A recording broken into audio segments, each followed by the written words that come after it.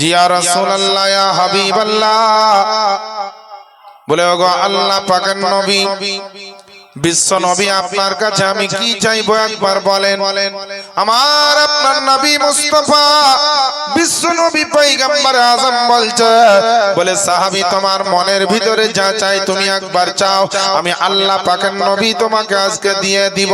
বিশ্ব নবী দরবারে আমার নবী মুস্তাফার সাহাবী হযরত রাবিয়া বিন কাব রাদিয়াল্লাহু তাআলা আনহু তিনি বলছেন, নবী গো যদি আমি জান্নাত চাই, আল্লাহ পাকের নবী বলছেন তোমাকে জান্নাত দিয়ে দিব।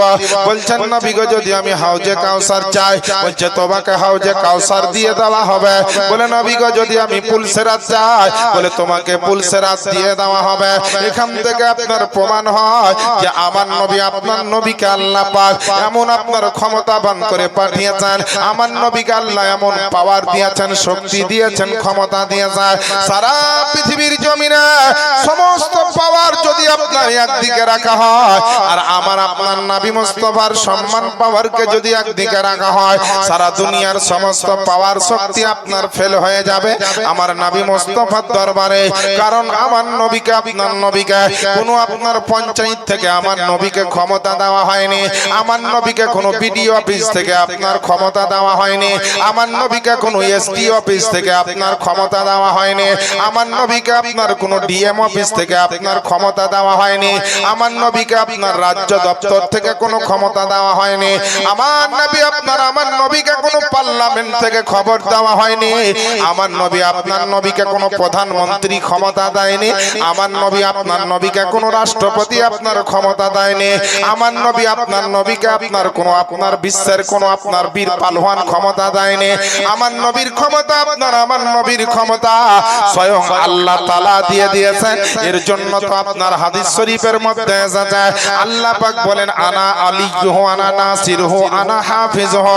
আল্লাহ পাক বলছেন আমি নবীর জন্য মাওলা, আমি নবীর জন্য হেফাজতকারী, আমি আপনার আল্লাহ পাক বলতেছেন আমি আমার নবী মুস্তাফার জন্য সমস্ত কিছুরই সাহায্যকারী।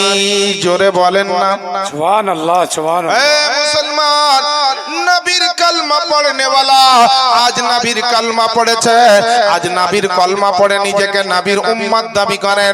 আপনি এক ওয়াক্তের নামাজ পড়েন তো দুই ওয়াক্তের নামাজ পড়েন না, ওযুর কটা ফরজ আছে আপনি খবর রাখেন না, নামাজের ভিতরে কতটা ফরজ আছে আপনি খবর রাখেন না, হজের ভিতরে কতটা ফরজ আছে আপনি খবর রাখেন না, কিন্তু নিজেকে নবীর উম্মত দাবি করে। মুসলমান আপনাদের বলতে চাই আল্লাহ পাকের নবী মুস্তাফার কথা আপনাকে শুনতে হবে, আল্লাহ পাকের পবিত্র কোরআনের কথা আপনাকে মানতে হবে। যেমন দেশের মধ্যে বাস করতে গেলে আপনাকে দেশের সংবিধান মানতে হবে, তো মুসলমান তুমি যদি ইসলামের মধ্যে থাকতে চাও তোমাকে ইসলামের সংবিধান মানতে হবে, ইসলামের নিয়ম কানুন তোমাকে মানতে হবে। দেশের সংবিধান যদি তুমি অস্বীকার করো দেশের নাগরিকত্ব তোমার বাতিল হয়ে যাবে। তেমন ইসলামের সংবিধান যদি তুমি না মানো, ইসলামের নিয়ম কানুন যদি তুমি না মানো, তো তুমি ইসলাম থেকে বহিষ্কার হয়ে যাবে। কোনো মুফতি তোমাকে ফতোয়া দিবে না, কোনো আলেম তোমাকে ফতোয়া দিবে না, অটোমেটিকলি তোমার নামটা ইসলাম থেকে আপনার মুছে যাবে। এই আমার পেয়ারা মুসলমান ভাইজানেরা, আমার বাপজিরা ভাইরা, আল্লাহ পাকের নবী আপনার সাহাবীকে বললেন তোমার কি চাই একবার বলো। তো সাহাবীর আকীদা কেমন নবীর সঙ্গে ছিল, সাহাবীর কানেকশনটা নবীর সঙ্গে কেমন ছিল, সাহাবীর আপনার সম্পর্কটা নবীর সঙ্গে কেমন ছিল।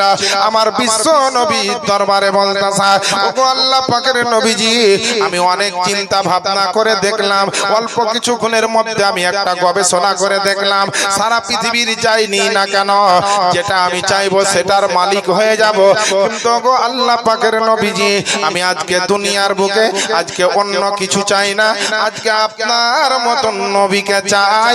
যেমন দুনিয়াতে আপনার মতন নবীর খিদমত করছি, যেন জান্নাতের ভিতরেও যেন আপনাকে আমি পাই। হাদিস শরীফ আপনাদেরকে বাংলায় বিশ্লেষণ করে শোনাচ্ছি আমি। এটা কোনো গল্প গুজব কিসসা কাহিনী কিন্তু না, এটা হাদিসের কথা বলছে। হযরত রাবিয়া বিন কাব বলেন ইয়া রাসূলুল্লাহ আমি কিছু চাই না, আমি আপনাকে চাই। তো নবী বলছেন রাবিয়া দুনিয়াতে এত কিছু আছে, তুমি অন্য কিছু না নিয়ে তুমি আমাকে নিয়ে কি করবে। আমাদের মতো বোকা মুসলমানকে জিজ্ঞেস করলে আমরা আগে বলতাম যে আমাকে 5 লাখ টাকা দিয়ে দেন। তাই না? কিংবা বলতে আমি 1 কোটি টাকা দিয়ে দেন কোন নবী? আমরা আগে টাকা চাইতাম বেরাদা। আর সাহাবী নবীকে বলছেন ইয়া রাসূলুল্লাহ আমি আপনাকে চাই। তো নবীকে আপনার জিজ্ঞেস করছেন, ইয়া নবী আপনার জিজ্ঞেস করছেন সাহাবী দুনিয়ার বুকে এত কিছু আছে, ইমামত আছে, খেলাফত আছে, ইজ্জত আছে, তাজিম আছে, সম্মান আছে, বাদশাহত আছে, রাজা হওয়ার ক্ষমতা ছিল, সোনা ছিল, চাঁদি ছিল, টাকা ছিল, ধন দৌলত ছিল, জমিনে কত কিছু চাওয়ার ছিল, কিন্তু আজকে অন্য কিছু না চেয়ে তুমি আমাকে কেন চাইলে? তো সাহাবীর আকীদা কেমন ছিল নবীর উপরে দেখেন। রাবিয়া বিন কাব বলতে আছে ইয়া রাসূলুল্লাহ আপনার কাছে যদি জান্নাত চাইতাম আপনি আমাকে জান্নাত দিয়ে দিতেন, কিন্তু আমি হাউজে কাউসার পেতাম না। হাউজে কাউসার যদি চাইতাম হাউজে কাউসার আপনি দিয়ে দিতেন, কিন্তু জান্নাত আর পেতাম না। কিন্তু ইয়া রাসূলুল্লাহ আমি আপনাকে এই কারণে চাইলাম যদি আপনাকে পাই তো জান্নাত পেয়ে যাব, আপনাকে যদি পাই হাউজে কাউসার পেয়ে যাব, আপনাকে যদি পাই তো দুনিয়া পেয়ে যাব, আপনাকে যদি পাই সোনা চাঁদি পেয়ে যাব, আপনাকে যদি চাই আপনাকে যদি পাই তো দুনিয়ার সমস্ত ইজ্জত ও তাজিম পেয়ে যাব।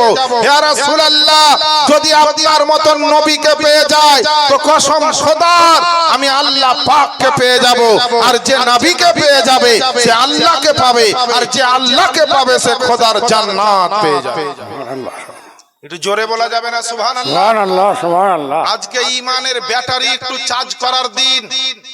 ইমানি ব্যাটারিটা একটু চার্জ করেন। ইমানের ব্যাটারি যদি চার্জ না থাকে ইমান কিন্তু চলবে না। বলবেন কেন? টোটোর ব্যাটারি যেমন আপনাদের এলাকায় টোটো চলছে, ব্যাটারিতে যদি চার্জ না থাকে টোটো চলবে? প্যাসেঞ্জার নিয়ে হোক এমনি হোক চলবে? জিনা মুসলমান চলবে না। টোটোর ব্যাটারি যদি চার্জ না থাকে যেমন টোটো চলতে পারে না, মেশিন যদি ঠিক না থাকে গাড়ি আপনার চলবে না। এই ধরনের বেরাদার মোবাইলে যদি চার্জ না থাকে মোবাইল চলবে না। এইভাবে আপনার যত জিনিসের এরকম সিস্টেম আছে, সিস্টেম ঠিক না থাকলে সে জিনিস চলবে না। তো ইমানের যদি পাওয়ার না থাকে, ইমানের যদি চার্জ না থাকে, ইমানের যদি রিচার্জ না থাকে, ইমানের যদি আপনার ব্যালেন্স না থাকে তো বেরাদার নিয়ে ইসলাম নামাজ পড়বেন তো নামাজ কাজে আসবে না, হজ করবেন কাজে আপনার আসবে না, যাকাত দিবেন কাজে আপনার আসবে না। এইভাবে যাবতীয় যে ইবাদত বندگی করবেন, আমল করবেন, আপনার আমল কাজে আসবে না। আগে ইমানের ব্যাটারি চার্জ করতে হবে। আর ইমানের ব্যাটারি যদি চার্জ করতে চাই, ইমানের ব্যাটারিতে যদি আপনার পাওয়ার করতে চাই, ইমানকে যদি আপনার পাওয়ারফুল বানাতে চাই তো আপনার আমার যিনি নবী আল্লাহর পরে পরে আমার নবী মুস্তাফার সঙ্গে কানেকশন রাখতে হবে। সমস্ত নবীকে বিশ্বাস করতে হবে, আসমানি কিতাবকে মানতে হবে, ফেরেশতাকে বিশ্বাস করতে হবে, তাকদীরনামাকে বিশ্বাস করতে হবে, মরার পরে জিন্দা হওয়াকে বিশ্বাস করতে হবে। এ বেরাদারনে ইসলাম সবচাইতে মূল্যবান জিনিস একজন মুসলমানের জন্য সেটা হচ্ছে ঈমান। ঈমান যদি থাকে, আল্লাহর সঙ্গে মহব্বত যদি থাকে, নবীর সঙ্গে কানেকশন যদি থাকে, আপনি পাহাড়ে যদি বিপদে পড়েন আল্লাহর রহমত চলে আসবে, জঙ্গলে যদি বিপদে পড়েন আল্লাহর রহমত সাহায্য করবে, আপনি বাড়িতে যদি বিপদে পড়েন আল্লাহর রহমত সাহায্য করবে, দোকানে যদি বিপদে পড়েন আল্লাহর রহমত সাহায্য করবে, দুনিয়াতে যে কোনো জায়গায় যদি বিপদে পড়েন আল্লাহর রহমত সাহায্য করবে।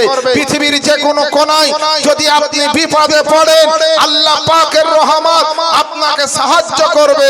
কিন্তু আল্লাহর সঙ্গে যদি কানেকশন না থাকে, ঈমানের ব্যাটারি যদি চার্জ না থাকে, নবীর সঙ্গে যদি কানেকশন ঠিক না থাকে, শরীয়ত মোতাবেক যদি আপনার চলাফেরা ঠিক না থাকে, আপনি যদি একজন খাঁটি মুসলমান না হতে পারেন, আপনার টাকা থাকতে পারে, আপনার লোকজন থাকতে পারে, আপনার জমি জায়গা থাকতে পারে, আপনার অর্থ স্বার্থ থাকতে পারে, আপনার ক্ষমতা পাওয়ার থাকতে পারে, কিন্তু বেরাদার যখন বিপদে পড়ে আল্লাহকে ডাকতে থাকবেন, বিপদে পড়ে আল্লাহকে স্মরণ করবেন, আল্লাহ পাক আপনার ডাকে সাড়া কিন্তু দিবেন না।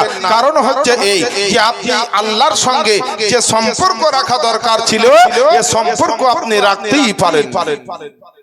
আমার বাপজিরা ভাইরা, একটা ছোট্ট ওয়াকিয়া আপনাদেরকে শোনাবো, এর মধ্যে আমার বক্তব্য সমাপ্তি হবে ইনশাআল্লাহ। নবীকে ভালোবাসতে বারবার বলা হয়, অনেক বক্তাতি বলে, কিন্তু কারণটা কি? নিজের পিতা মাতা আল আওলাদ বিবি বাচ্চা সারা দুনিয়ার মধ্যে সবচেয়ে বেশি মহব্বত করতে হবে নবীকে। কেন? আল্লাহ রাসূল বিশ্ব নবী পয়গম্বর আযম হাদিস শরীফের মধ্যে বলেছেন, মুসলিম শরীফের হাদিস, নবী আমার বলেন লা ইউমিনু আহাদুকুম হাত্তা আকুনা হাব্বা ইলাই মিন ওয়ালিদিহি ওয়া ওয়ালাদিহি ওয়ান নাসি আজমাইন। একজন ব্যক্তি অতক্ষণ পর্যন্ত মুমিন মুসলমান হবে না যতক্ষণ পর্যন্ত পিতামাতা আল আওলাদ ধন দৌলত তার চাইতে বেশি মোহাব্বত নবীর সঙ্গে করবে না। যদি প্রকৃত ঈমানদার মুসলমান হতে হয় তাহলে পিতামাতা আল আওলাদের চাইতে বেশি ভালোবাসা বেশি মোহাব্বত আমার নবীর সঙ্গে করতে হবে। তো নবীকে যারা ভালোবেসেছে তাদের জীবনটা কিভাবে কামিয়াবি হয়েছে চলেন। নবীর একজন সাহাবী যার নাম হচ্ছে হযরতে সাদ ইবনে মুআজ রাদিয়াল্লাহু তাআলা আনহু, বিরাট বড় মাপের সাহাবী। ইসলামের জন্য সাহাবীরা জীবনে বহু কষ্ট করেছে, নামাজের জন্য রোজার জন্য ইসলামের প্রচারের জন্য বহু কষ্ট করেছে। আমরা আর কি কষ্ট করছি বেরাদার?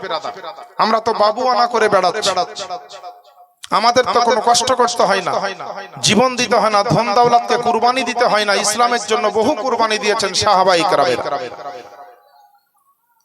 তো হযরতে সাদ ইবনে মুআজ লড়াই করতে করতে একটা আঘাত প্রাপ্ত হয়েছিলেন। ওই রক্ত ঝরতে ঝরতে তার শরীর থেকে রক্ত শূন্য হয়ে তিনি শাহাদাত বরণ করেছিলেন।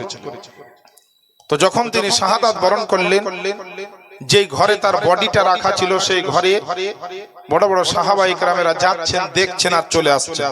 যেমন আমাদের আত্মীয় স্বজন মরলে পারে সব আত্মীয় স্বজন আসে, দেখে আর চলে যায়। সাহাবীকে দেখছেন আর চলে যাচ্ছেন। অবশেষে আমার দয়ার নবী বিশ্ব নবী আসলেন। নবী আস্তে আস্তে করে গেলেন, দেখার পরে বেরিয়ে আসলেন। তো নবীর সাহাবী জিজ্ঞেস করছেন, ইয়া রাসূলুল্লাহ, আপনি ঘরে এমন ভাবে প্রবেশ করলেন মনে হচ্ছে ঘরে কেউ শুয়ে আছে, আপনি লম্বা লম্বা কদম ফেললেন আর লম্বা লম্বা কদম ফেলতে ফেলতে বেরিয়ে এলেন, অথচ নবী গো ঘরে কেউ নেই, কারণটা কি? তো নবী বললেন, তোমরা ভাবছো যে সাহাবায়ে কেরাম তোমরাই শুধু আমার সাহাবীকে দেখতে এসেছো? না, তার শাহাদাত, তার ইন্তেকাল, তার মওত আল্লাহ পাকের দরবারে এত অ্যাকসেপ্ট হয়েছে, এত গ্রহণযোগ্য হয়েছে, এত কবুল হয়েছে যে তার ইন্তেকালে আল্লাহ পাকের রহমতের ফেরেশতা আমার সাদ ইবনে মুআজকে দেখতে এসেছে। জোরে বলে সুবহানাল্লাহ, সাহাবী সুবহানাল্লাহ। চিন্তা করে, আপনাদের আমাদের আত্মীয় স্বজন বললে যার যেমন আত্মীয় স্বজন থাকে তার তেমন আত্মীয় স্বজন দেখতে আসে, কিন্তু সাদ ইবনে মুআজ ইন্তেকাল করেছেন তো আল্লাহর রহমতের ফেরেশতারা দেখতে এসেছে। আমার নবী বললেন, এর জন্য একটা কবর তৈরি করো। কবর খনন করলো। কবর খনন করার পরে এই সাদ ইবনে মুআজের পবিত্র বডিখানাকে সুন্দর করে কাফনে জড়ে সুন্দর করে কবরস্থানে নিয়ে যাওয়ার জন্য জানাজার ময়দানে গেল। জানাজার ময়দানে নিয়ে গিয়ে এবার জানাজা পড়াবেন। তো জানাজা পড়াবেন কে? আমার দয়ার নবী। কত বড় সাহাবীর কপাল যে তার জানাজা পড়াবেন আপনার আমার নবী মুস্তাফা। নবীর প্রশংসা, নবীর শান শওকাতের কথা আমার মতো বক্তা যদি সারা রাত্রি বকে এখানে, আল্লাহর কসম করে বলছি আমার জীবনের সময় শেষ হয়ে যাবে, কিন্তু নবীর প্রশংসা, নবীর ওয়াজ নসিহত, নবীর ব্যাপারে এই ওয়াজ নসিহত কোনোদিন শেষ হবে না। আরেকবার চিৎকার দিয়ে বলেন সুবহানাল্লাহ, সুবহানাল্লাহ, এই দেখেন বেরাদার, আল্লাহ পাকের নবী আপনার আমার নবী মুস্তাফা জানাজার ময়দানে আপনার হাজির। সমস্ত সাহাবায়ে কিরাম আমার আপনার নবীর পিছনে আপনার যেন সারিবদ্ধ হয়ে দাঁড়িয়ে আছে। জানাজার ময়দানে আপনার সাহাবীর জানাজা হবে, ইমাম হচ্ছেন আপনার আমার নবী মুস্তাফা, আর সমস্ত সাহাবায়ে কিরাম হচ্ছেন আপনার মুক্তাদি মুসল্লি। কিন্তু আমার নবী আপনার নবী ওই সাহাবীর কিন্তু জানাজা পড়াচ্ছেন না, ওই সাহাবীর কিন্তু জানাজা আরম্ভ করছেন না। আমার নবী একবার শাহবাদার দিকে দেখেন আর আরেকবার ঘুরিয়ে ঘুরিয়ে আপনার আসমানের দিকে আমার নবী দেখেন। আপনার আমার নবী মুস্তাফার সাহাবায়ে কিরাম অনেকক্ষণ সময় আপনার অতিক্রম করলেন, আর অতিক্রম করার পরে কিছুক্ষণ পরে যখন আমার নবী আপনার জানাজাটা পড়াতে আরম্ভ করলেন, সাহাবায়ে কিরামেরা আপনার আমার নবীর পিছনে আপনার জানাজাটা পড়লেন। আর জানাজা আদায় করার পরে আমার নবী আপনার নবীকে জিজ্ঞেস করা হলো, ওগো আল্লাহ পাকের নবীজি, বলে আজকে জানাজার ময়দানে যে দৃশ্য খানা দেখলাম কোনোদিন এরকম দৃশ্য দেখেনি। বলে আপনার পিছনে মক্কা মদিনায় কত জানাজা আমরা পড়েছি গো নবী, কিন্তু সুবহানাল্লাহ আপনি কোন জানাজাতে এতক্ষণ অপেক্ষা করেন না। ওগো নবী মুস্তাফা, আজ আপনি কার জন্য এতক্ষণ ধরে অপেক্ষা করছিলেন? কার জন্য আপনি অপেক্ষা করছিলেন?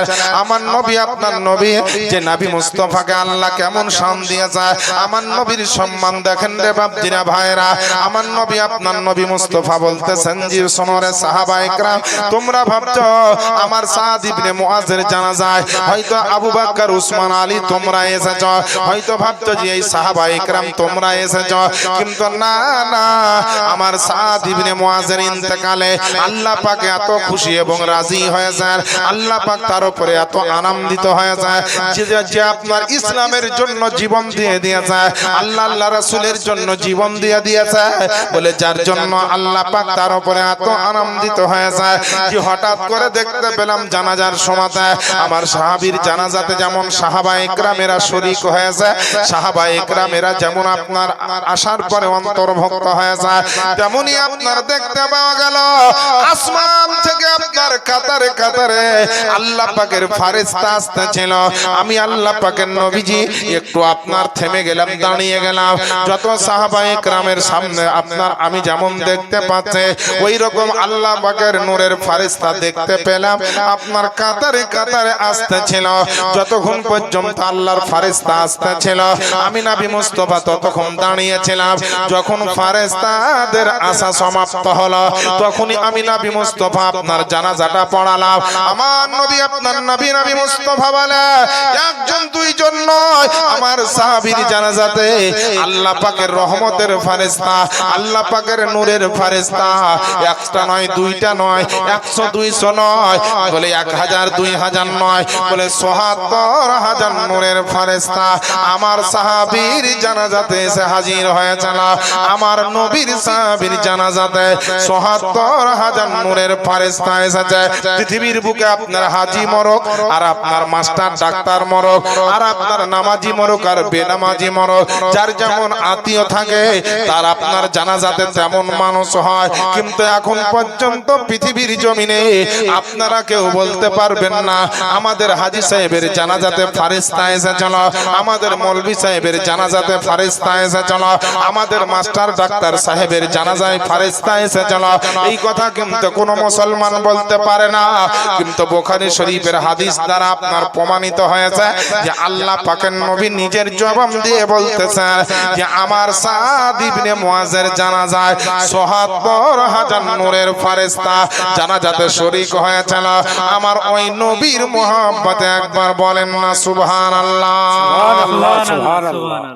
এ মুসলমান বাপজিরা ভাইরা, আল্লাহ আপনাদের আমাদের জন্য যে জিনিসগুলা দিয়েছে, যে সমস্ত নিয়ামতগুলা দিয়েছে, আমরা এর গুরুত্ব বুঝতে পারলাম না, এর আপনার গুরুত্ব মূল্যটা আমরা বুঝতে পারলাম না।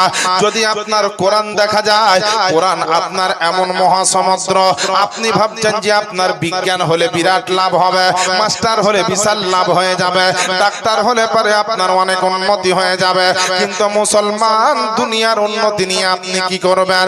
যে আল্লাহ আপনাকে পাঠিয়েছেন ওই আল্লাহ আপনার উপরে রাজি আছেন কিনা একটু ভাবতে হবে।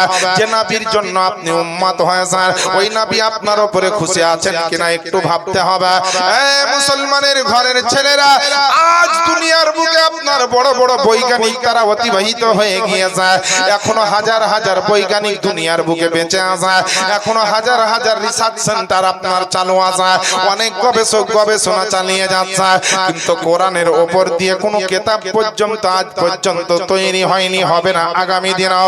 কারণ আল্লাহ পাকের কোরআন শরীফের মধ্যে যখন পড়বেন, যদি আপনার জ্ঞান অর্জন হয়, যদি আপনার সেই জ্ঞান আপনি অর্জন করতে পারেন, কোরআনের ভিতরে খুঁজবেন তো কোরআনের ভিতরে ভৌত বিজ্ঞান পাবেন, কোরআনের ভিতরে আপনার জীবন বিজ্ঞানের কথা পাবেন, কোরআনের ভিতরে আপনার অঙ্কের কথা পাবেন, কোরআনের ভিতরে আপনার জেনারেল লাইনের কথা পাবেন, কোরআনের ভিতরে আপনার চাঁদে যাওয়ার কথা পাবেন, কোরআনের ভিতরে জমিনের কথা পাবেন, কোরআনের ভিতরে আপনার আসমানের কথা পাবেন, ওই কোরআনের ভিতরে আপনার জান্নাতের কথা পাবেন, ওই কোরআনের ভিতরে আপনার জাহান্নামের কথা পাবেন, ওই কোরআন শরীফের মধ্যে আপনার আসমান জমিন লৌহ কালামের কথা আপনি পাবেন।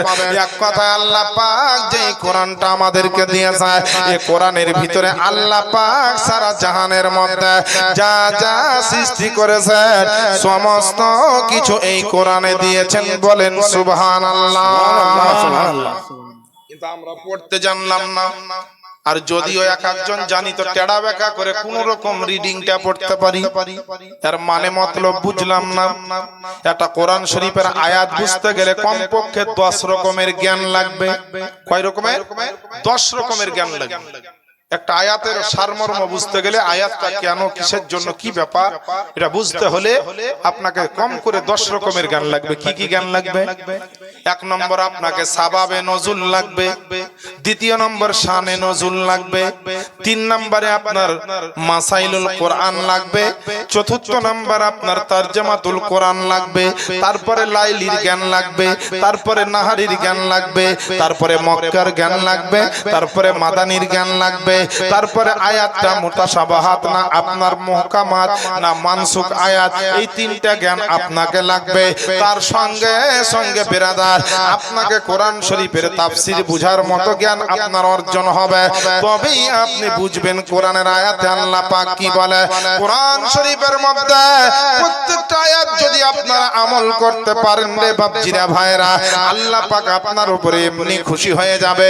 রুজির মালিক হচ্ছেন আল্লাহ, হায়াতের মালিক হচ্ছেন আল্লাহ, বাঁচিয়ে রাখার মালিক হচ্ছেন আল্লাহ, মওতের মালিক হচ্ছেন আল্লাহ, রুজি রোজগারের মালিক হচ্ছেন আল্লাহ, শক্তির মালিক হচ্ছেন আল্লাহ, সারা কুল কায়নাতের মালিক হচ্ছেন আল্লাহ। ওই আল্লাহ পাক আপনার আমার জন্য বলছেন, প্রথম নাম্বার পারা, সূরাটির নাম সূরা আল বাকারা, আয়াত নাম্বার হচ্ছে আপনার 42। আল্লাহ পাক কি বলেছেন? ওয়ালা তালবিসুল হাক্কা বিল বাতিলি ওয়া তাকতুমুল হাক্কা ওয়া আনতুম তাআলামুন, এবং তোমরা সত্য আর মিথ্যাকে একত্রিত করে দিও না, আর সত্যকে জানার পরে তোমরা গোপন করিও না। ওই কোরআন শরীফের প্রথম নাম্বার পারা, সূরাটির নাম বাকারা, তার 43 নাম্বার আয়াতে আল্লাহ পাক বলেন, ওয়াকিমুস সালাতা ওয়া আতুজ যাকাত ওয়ারকাউ মা'আর রাকিঈন, এবং তোমরা নামাজ কায়েম রাখো, যাকাত প্রদান করো এবং রুকুকারীদের সঙ্গে রুকু করো। একবার নবীর মহব্বতে বলেন না সুবহানাল্লাহ। সুবহানাল্লাহ। এ মুসলমান, যেই নবীকে আল্লাহ পাক সারা জাহানের মধ্যে সবচাইতে সুন্দর করে বানিয়েছেন, আর ওই নবীর আমাদেরকে উম্মত বানিয়েছে, ওই নবীর আপনার আদর্শ নীতির ব্যাপারে, ওই নবীর আখলাক চরিত্রের কথা আপনাকে কি বলবো রে বাবা। আমার আল্লাহ পাকের নবীর শানে একজন কলম চালিয়ে লিখতেছেন যে চেহারা নূরে তে ভরা, আদর্শ কোরআনের পারা। বলেন না সুবহানাল্লাহ। সুবহানাল্লাহ। চেহারা নূরেতে ভরা, আদর্শ কোরআনের পারা, জান্নাতের চাবি যার হাতে,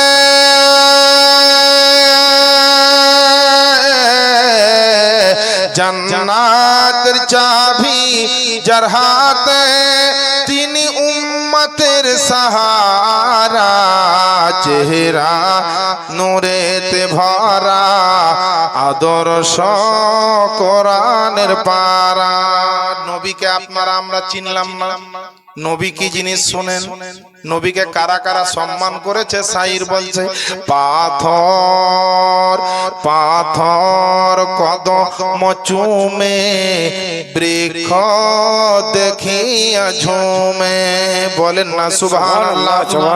পাথর পাথর কদম চুমে, বৃক্ষ দেখিয়া ঝুমে, ঝাঁকে ঝাঁকে সালাম দায়, ঝাঁকে ঝাঁকে সালাম দায়, ঝাঁকে ঝাঁকে সালাম দায়, জান্নাতের ফেরেশতারা, চেহারা নূরেতে ভরা, আদর্শ কোরআনের পারা, চেহারা নূরেতে ভরা, আদর্শ কোরআনের পারা। একবার জোরে জোরে নবীর মোহাব্বতে একবার দরুদের নজরানা পড়েন। আল্লাহুম্মা সাল্লি আলা সাইয়্যিদিনা মাওলানা মুহাম্মদ ওয়া আলা আলি সাইয়্যিদিনা মাওলানা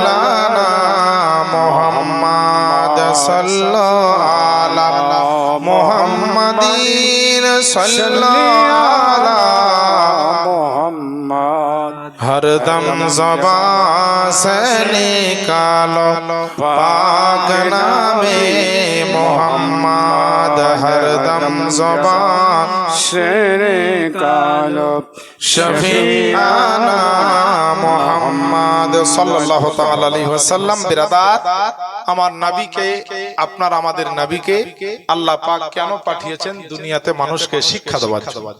আমার নবী সারা জীবন অন্যায়ের বিরুদ্ধে লড়াই করে, নাজায়েজ হারামের বিরুদ্ধে লড়াই করে সত্য প্রতিষ্ঠিত করার চেষ্টা করেছেন এবং করে গেছে।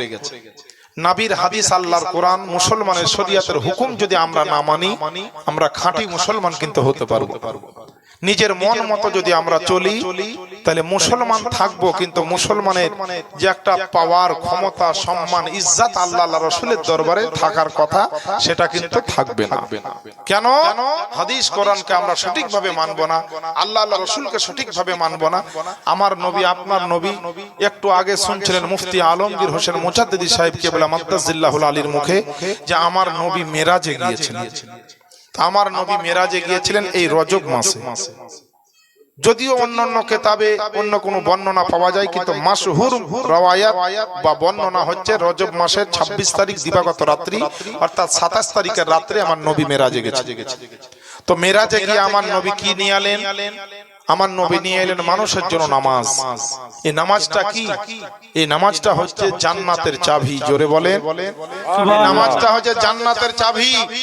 কিন্তু আমরা এমন মুসলমান যে আমাদের নামাজ লাগে না, রোজা লাগে না, হজ লাগে না, যাকাত লাগে না, ইমানের আপনার পবিত্রতা লাগে না, পাক পবিত্রতা লাগে না, ওযু লাগে না, ঠিকমতো গোসল লাগে না, যা ইচ্ছা তাই করে বেড়াই, কিন্তু লাফিয়ে বলি আমরা মুসলমান। এই রকম মুসলমান হয়ে কিন্তু কোনো লাভ হবে না বাপ। যদি মুসলমান হতে হয় তো আবু বকর সিদ্দিকের মতো হতে হবে, মুসলমান যদি হয় তো উমরে ফারুকের মতো হতে হবে, মুসলমান যদি হন তো উসমান গানির মতো হতে হবে, মুসলমান যদি হন তো আলিয়া মুর্তজার মতো হতে হবে, মুসলমান যদি হন তো বুখারী রহমাতুল্লাহ আলাইহির মতো হতে হবে, মুসলমান যদি হন তো ইমাম হাসান হুসাইনের মতো হতে হবে, মুসলমান যদি হতে হন তো বেরাদার বড় বড় আল্লাহওয়ালা যারা চলে গিয়েছেন, জগৎ থেকে বিদায় নিয়েছেন, গাউসে আজম, খাজা গরিব নওয়াজ, আহমদ রাজা, মুফতি আজম হিন্দ, তাজুস শরিয়া, ইনাদের মতো বড় বড় আল্লাহওয়ালা মুসলমান হতে হবে। তাহলে কি হবে? আল্লাহকে যখনই ডাক দিবেন, আপনার ডাকে আল্লাহ তখনই সাড়া দিবেন। আল্লাহ কখনো আপনাকে ফিরিয়ে দিবেন না। কিন্তু আমরা আজকে নামাজ পড়ি, রোজা করি, যে যা একটু করি, আমরা ফল পাই না দিয়ে কি বলি যে নামাজে কিছু নেই, মসজিদে গিয়ে কোনো লাভ নেই। কিন্তু লাভ হবে কি করে বাবা? আপনার তো মসজিদে যাওয়ার মতো যে যোগ্যতা দরকার, মসজিদে যাওয়ার জন্য যেরকম মন দরকার, পাক পবিত্রতা দরকার, সেটা তো আপনি অর্জন করতে পারেন।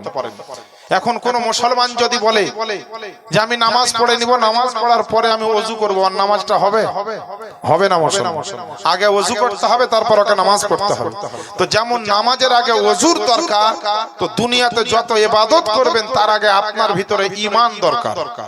আর ঈমানকে কি করে ঠিক রাখবেন, ঈমানকে কি করে মজবুত রাখবেন, ঈমানকে কি করে শক্তিশালী করবেন? তো হাদিস শরীফের মধ্যে এসেছে যে যত বেশি আমার নবীর সঙ্গে মহব্বত করবে তার ঈমান তত শক্তিশালী হয়ে যাবে। আমার আপনার নবী বলেন কাল কিয়ামতের ময়দানে সর্বপ্রথম নামাজের হিসাব হবে।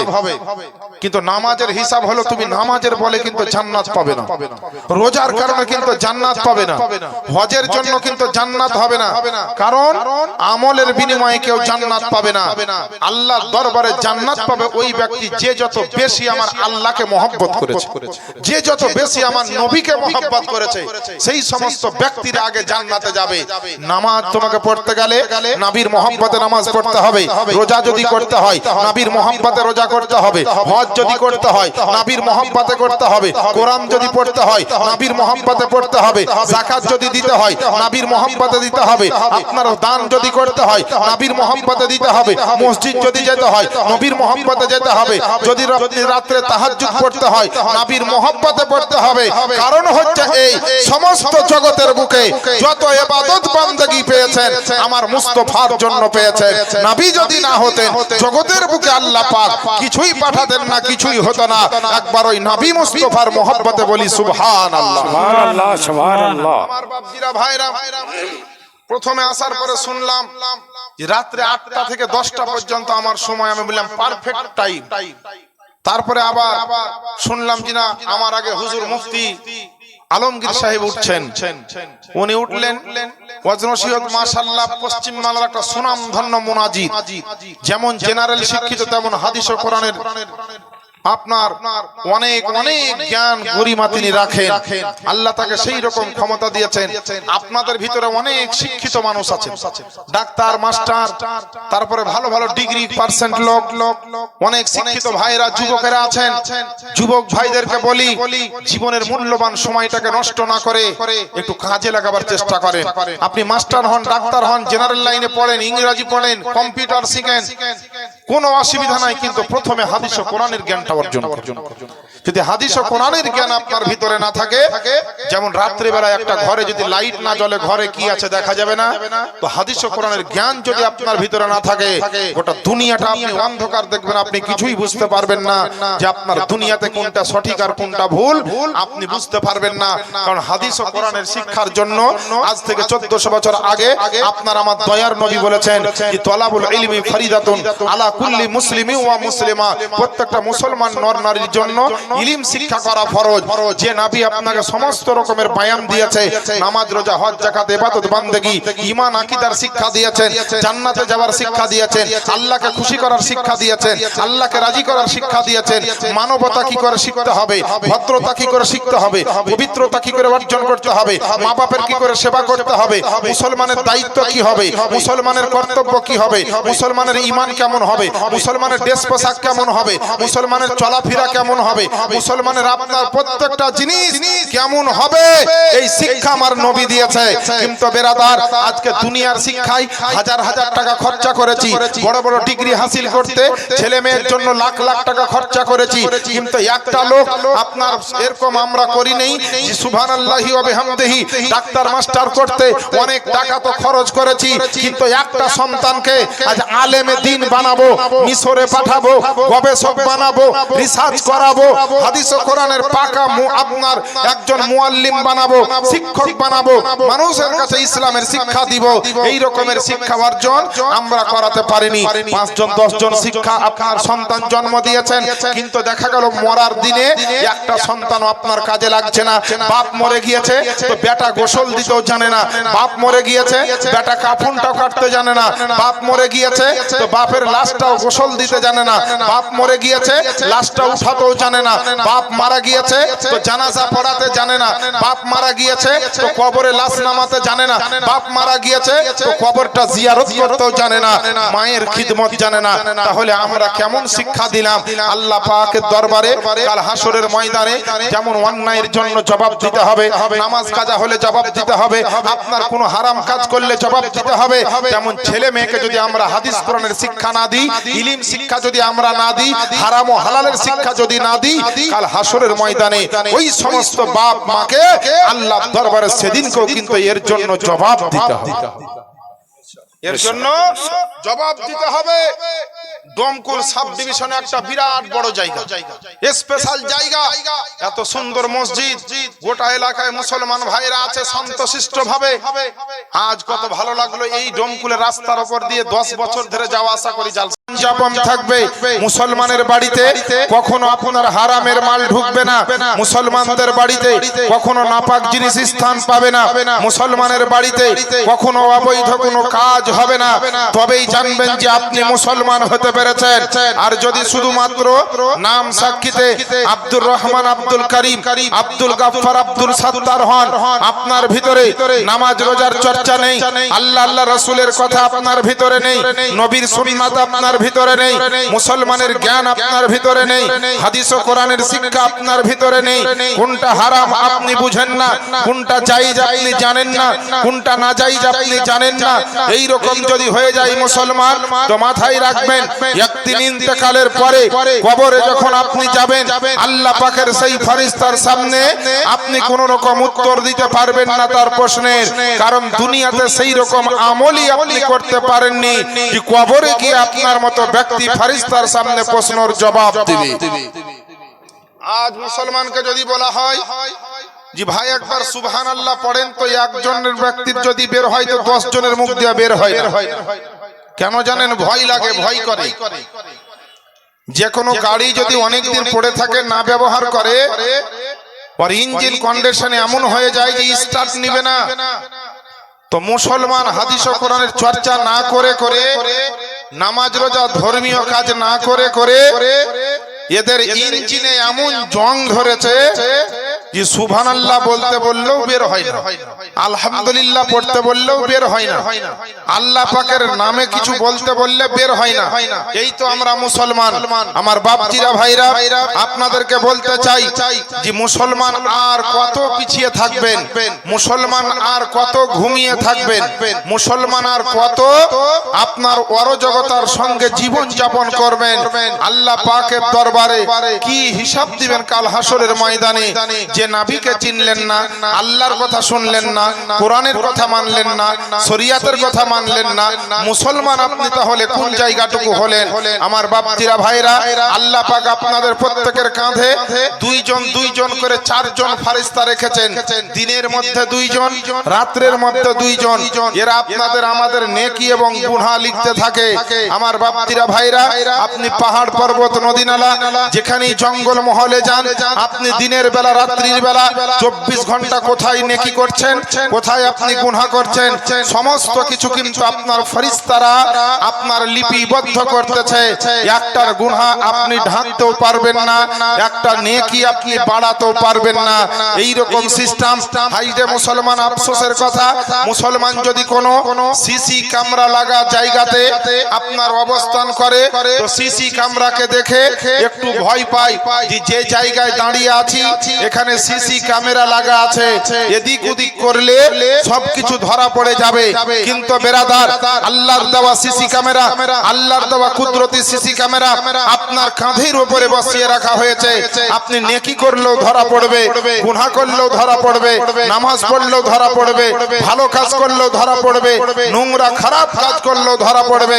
আজ মুসলমানের উচিত, যে মহান রব্বুল আলামিন কোরআন শরীফের মধ্যে ঘোষণা দিয়েছেন, ইয়া আইয়ুহাল্লাযিনা আমানু দুখুলু ফিস সিলমি কাফা, হে ঈমানদার বিশ্বাসী বান্দারা, তোমরা ইসলামের মধ্যে পরিপূর্ণভাবে দাখিল হয়ে যাও।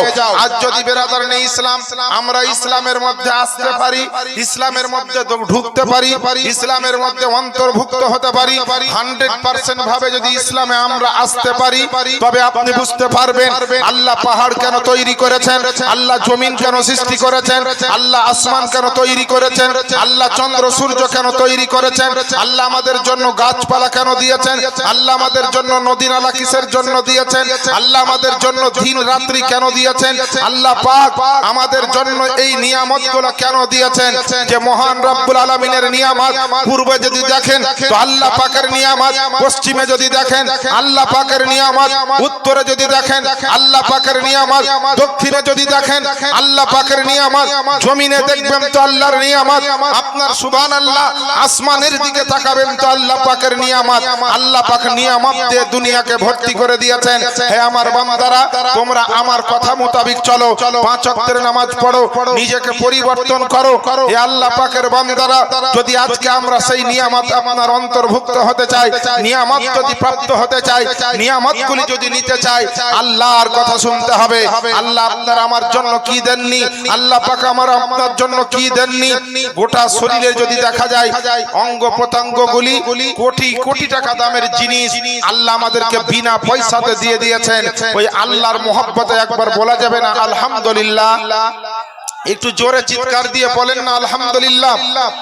আমার বাপজিরা ভাইরা, আল্লাহ পাক একদিকে কোরআন পাঠালেন আর আরেক দিকে আপনার আমার নবীকে পাঠালেন।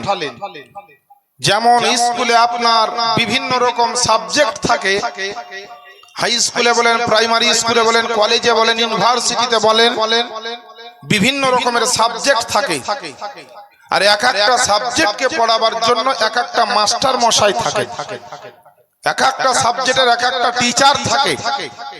তো আল্লাহ পাক যে সারা জীবনের মানব জগতের হেদায়েতের জন্য যে সাবজেক্টটা দিলেন, যার নাম হচ্ছে পবিত্র কোরআন, এই কোরআনটা যাতে পড়িয়ে দিতে পারে, মানুষকে শিখিয়ে দিতে পারে, এর জন্য গোটা বিশ্ব জাহানের সমস্ত মানব জগতের শিক্ষক করে পাঠালেন আমার নবী মুস্তাফাকে। এই নাভি হলেন সমস্ত জাহানের সমস্ত মানব জগতের তিনি হলেন শিক্ষক।